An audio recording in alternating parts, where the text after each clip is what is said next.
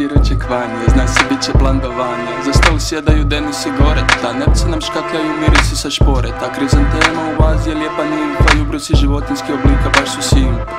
Ko da kakam kod Karlo, u zraku osjeti se nektar. Lustar se svijećama, beštik se ljeska, igra svjetla, mašta mi se mreška, pretjerao sam baš sintetika. A di je Filip? Prekao je doći čer na meniju su labudove mošnice, boje ružmarina te dvije košnice su kao kotlovina na pupoljcima. Za prilog malo rizivizija, kao afrodizijak. Opet kasni pa tješim se, uši su i oči zli svjedoci, kažu starješin ako su im barbarske duše. Ja sam pošten momak kao svedno na hladno pušem. Letargičan iskrušen, ne mrem čekat više, usta su mi vlažna kao vočka poslije kiše. Anksiozni sad je svuda, čak i u ruci, jedna roze čečka muda pa prepuci. Deda, pa di si ti ono? Ko je to? Pa Martinović je Filipe, pa mi smo malo, ti si danas trebao doći kod mene na ručak. Ja sam ti ne kebab. Di je Filip, duša mene boli. Sami smo, nitko nas ne voli.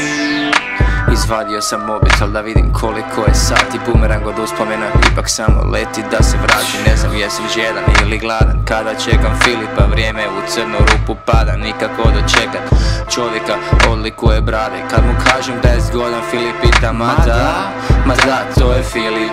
Beskonačno živi iznad cijelu povijest kao što voće zna kivi. Jebeni deliri ne zna za godine voli boje vodene. Proliste malo čitam ko on je taj Isus koji čita novine. Jodine savjete dijeli kao kruh, netko kuca na vrata, sreća plaće mi nastaje muk. Nervoza me hvata, otvaram vrata, sjena Filipa mi na oči pada. Ulazi Filip, stasa, gorostasa i još drugdje glasa te kaže pogledam dječaka. Morao sam dovršit maketu jedrenjaka, na kratko skočit do rivnjaka i pojest par paprnjaka. Sjedamo za stol, okrugli stol, borca kamalota, dok se miris labudovih nošica širi van plota. Pogledam vanju, čovjek umači kruh, ne znam u kakvom je stanju. Dogoreta pokušava doći do kraja daljinske štakre gdje vidro je dan. No svi znamo da jela još nema, ipak je Filipovog ručka tema. Očekuju se Filipove dosjetke iz starijih dana, kad je Marija Magdalena bila dama, kad je zemlja vladala tama i kad se od dinosaura radila sa. Filipove bore na licu, svaka ima svoju priču i da ne duljim dalje, bacimo se na labudovo jaje. Pitaju me zašto Fiću volim.